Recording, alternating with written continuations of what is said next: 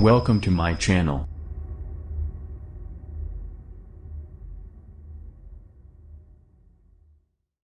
iQoo Neo 7 specifications teased. To sport Samsung E5 AMOLED display, 5000 mAh battery, iQoo Neo 7 is all set to be launched on October 20th. In the build-up to its imminent arrival in China, the Vivo sub-brand has revealed the key specifications of the gaming-focused device on Weibo. The upcoming iQoo Neo 7 is teased to feature a Samsung E5 AMOLED display. It will include a Pro Plus display chip for better power management during gaming sessions. The iQoo Neo 7 will be backed by a 5000 mAh battery with support for 120W fast charging.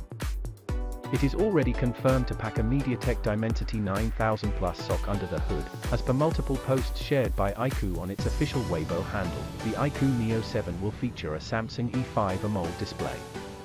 It will be backed by a 5000 mAh battery with support for 120W fast charging. The smartphone will have an independent display chip Pro Plus and a liquid cooling system for heat management. The teaser posters show the handset in an orange shade with a hole-punch display design and suggest triple cameras at the rear along with LED flash.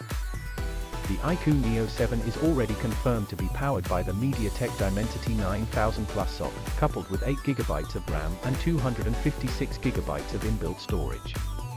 It is claimed to have an ANTUTU benchmark score of 10, 80, 717 points. iQoo had already announced that the launch of iQoo Neo 7 will take place on October 20th in China.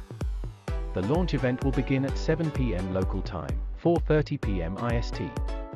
Currently, the smartphone is up for pre-reservations on the Vivo China website and other major online retailers including Douyin, Jingdong, Suning, and more. The iQoo Neo 7 is tipped to get a 6.78-inch display with 120Hz refresh rate.